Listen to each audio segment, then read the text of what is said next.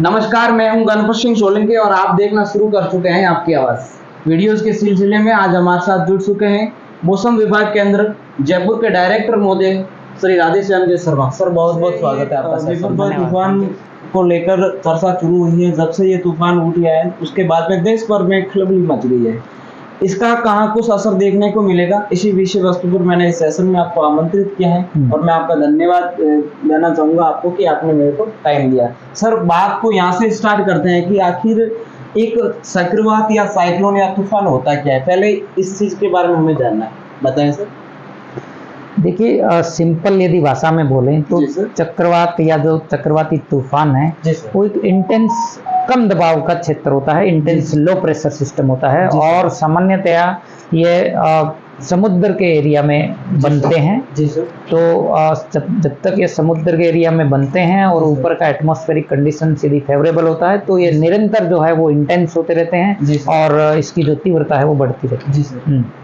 धन्यवाद sir. Sir ये जब से मौसम विभाग ने इस हेतु अलर्ट जारी किए हैं तब से आम लोगों के बीच में और सोशल मीडिया पर तमाम तरह की इसको लेकर टिप्पणियां की जा रही हैं कि इसकी रफ्तार है जो तेज होगी। लेकिन यहाँ पर जो विशेषतः हम राजस्थान की बात करेंगे, राजस्थान में इसका क्या कुछ असर देखने को मिलेगा और कहाँ पर इसको असर देखने को मिलेगा और किस तारीख से देखने को मिलेगा। देखिए राजस्थान में इस सिस्टम का असर जो है वो मुख्य रूप से बारिश का जो गतिविधियां हैं या बादल यदि देखेंगे तो 15 जून को ही कुछ साउथ राजस्थान के और बल्कि आसपास के इलाकों में हाई क्लाउड्स जो है वो दिखने शुरू होंगे। लेकिन बारिश का जो सिस्टम है वो मुख्य रूप से 16 जून को शुरू होगा और वो भी साउथ वेस्ट राजस्थान यानी जो बाड़मेर, जालौर और जैसलमेर का इलाका है वहां पे 16 जून को भारी बारिश का दौर जो है वो देखने को मिलेगा। क्योंकि ये सिस्टम सौराष्ट्र, कच्छ और गुजरात एरिया के ऊपर में जैसे ही ये लैंडफॉल करेगा 15 जून को तो इसके बाद ये लगातार नॉर्थ ईस्ट डायरेक्शन में आगे बढ़ेगा और साथ ही साथ में ये कमजोर भी होगा। तो साइक्लोन की कैटेगरी से एक स्टेप नीचे होकर ये एज ए डीप डिप्रेशन के रूप में 16 जून को दोपहर या शाम के समय ये बाड़मेर, जालौर के इलाके की तरफ से ये प्रवेश करेगा। धन्यवाद सर। मतलब आपने बताया कि कुल मिलाकर राजस्थान में इसका असर है तो 16 जून से देखने को मिलेगा और इसी के साथ ये बाड़मेर जिले से राजस्थान में प्रवेश करेगा। सर आपने यहाँ पर एक नई शब्दावली का जिक्र किया, डीप डिप्रेशन की। जैसे ये चक्रवात जैसे ही अपने राजस्थान में प्रवेश करेगा तो ये डीप जो चक्रवात के नीचे स्टेज होता है डीप इसमें बदल जाएगा। ये क्या होता है, इसके बारे में कुछ बताएं। इसमें एक रफ्तार क्या होती है हवाओं की, इसके बारे में कुछ बताएं। देखिए साइक्लोन जो है वो एक इंटेंस लो प्रेशर सिस्टम है और इसके लिए वेल डिफाइंड कैटेगरी है कि जितना इसमें लो प्रेशर और इंटेंस होगा उसके हिसाब से उसके चारों ओर जो चक्रवाती हवाएं जो है उसकी स्पीड भी बढ़ती जाती है।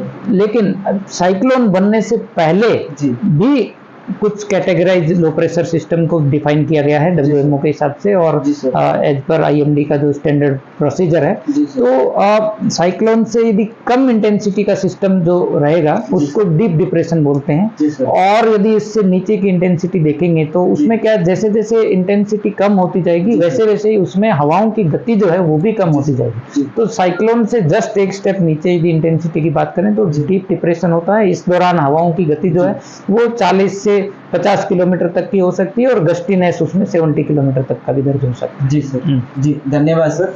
सर राजस्थान में मुख्यतः किन जिलों में रेड अलर्ट है।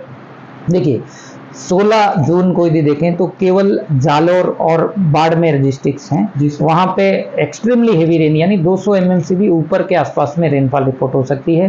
तो इन जिलों में एक्सट्रीमली हेवी रेन और तेज हवाएं भी यदि देखें तो वहां 60-70 किलोमीटर तक की रिपोर्ट हो सकती है। तो एहतियात के तौर पर बेस्ड ऑन सीवियरिटी हम लोगों ने इसको रेड वार्निंग के लिए दिया है। 17 जून को देखेंगे तो ऐसे जो जिले हैं वो बढ़ जाएंगे, मतलब कि जालौर, बाड़मेर के साथ साथ में जोधपुर भी है, पाली भी है और नागौर डिस्ट्रिक्ट में भी चांस है कि इस सिस्टम का असर जो है वो भारी बारिश के रूप में ज्यादा रहेगा। तो एक्सट्रीमली हेवी रेनफॉल का कहीं कहीं होने के चांसेस रहेंगे 17 जून को। तो मुख्य रूप से 16-17 जून को एक्सट्रीमली हेवी का चांस है। बाकी जो इलाके हैं उनमें हेवी रेन या वेरी हेवी रेन जो है वो देखने को मिलेगी। जी सर एक और अंतिम सवाल लूंगा फिर आपसे मैं विदाई लूंगा, आपने अपना काफी समय लिया। सर इस बिपरजॉय तूफान का हमने जैसे ही जिक्र किया तो गुजरात के बाद यदि इसका ज्यादा कहीं असर देखने को मिलता है तो वो भी राजस्थान में, मुख्यतः थार मरुस्थल में। जी क्या सर थार मरुस्थल में ज्यादा बारिश होना क्योंकि पिछले साल भी यदि बात की जाए बाड़मेर की तो 200% वहां पे बारिश हुई थी। क्या इसको जलवायु से तोला जा सकता है, जलवायु परिवर्तन से? देखिए, ये एक स्टडी भी इंडिकेट कर रही है कि जिस प्रकार से ग्लोबली वार्मिंग हो रही है जी सर। और जिस प्रकार से एक्सट्रीम वेदर इवेंट्स में बढ़ोतरी हुई है, जी सर। तो उस पॉइंट ऑफ व्यू से भी देखें तो नो डाउट पश्चिमी राजस्थान में पिछले कुछ सालों में बारिश का जो आंकड़ा है वो भी बढ़ा है, यानी बरसात में बढ़ोतरी रिपोर्ट हो रही है। और दूसरा जो एक्सट्रीम वेदर इवेंट्स हैं, चाहे वो हीट वेव है, चाहे कोल्ड वेव है, चाहे साइक्लोन का इंटेंसिटी एंड फ्रिक्वेंसी है, तो कहीं ना कहीं ये इंडिकेशन है कि फ्रिक्वेंसी में और इंटेंसिटी में बढ़ोतरी हुई है। तो हो सकता है कि कहीं ना कहीं क्लाइमेट चेंज का भी कोई इम्पैक्ट हो, बट मेनली इस सीजन में स्पेशली मानसून आने से पहले और मानसून आने के बाद अरब सागर की खाड़ी में और बंगाल की खाड़ी में भी इस टाइप के साइक्लोनिक सिस्टम्स बनते हैं, पहले भी बने हैं। और ऐसा सिस्टम पहले भी जो है वो गुजरात से होते हुए आप देखेंगे 2021 में ताउते तूफान भी कुछ इसी प्रकार अरब सागर की खाड़ी से बन के आया था। तो बहुत एबनॉर्मल तो नहीं है, लेकिन ये है कि जो है वो इस टाइप का एक्सट्रीम वेदर इवेंट्स जो है वो राजस्थान में कभी कभार देखने को मिलते हैं। जी धन्यवाद सर, अच्छा जिक्र किया सर। विशेषकर इस तूफान में किसान भाइयों को क्या संदेश देना चाहिए अंतिम स्वर? देखिए, किसानों के लिए सबसे जो महत्वपूर्ण संदेश है वो ये है कि बहुत ज़्यादा जैसा इम्पैक्ट गुजरात कोस्ट पे होने के चांस है, राजस्थान में उतना डैमेज एक्सपेक्टेड नहीं है, तो बहुत ज़्यादा पैनिक होने की ज़रूरत नहीं है, लेकिन सावधानी बरतने की ज़रूरत है, क्योंकि जालौर और बाड़मेर की तरफ से जब एंट्री होगी तो तेज हवाओं का इम्पैक्ट हो सकता है। सोलर पैनल्स यदि किसान भाइयों के लगे हैं या कुछ ऐसे चीज़ें जो तेज हवाओं से डैमेज हो सकता है, कच्चे जो घर है या जो बहुत ही बड़े होर्डिंग्स वगैरह है जो तेज हवाओं से उनको नुकसान हो सकता है, तो ऐसी चीज़ों को आइडेंटिफाई करके उनको सुरक्षित करने का इंतजाम करें।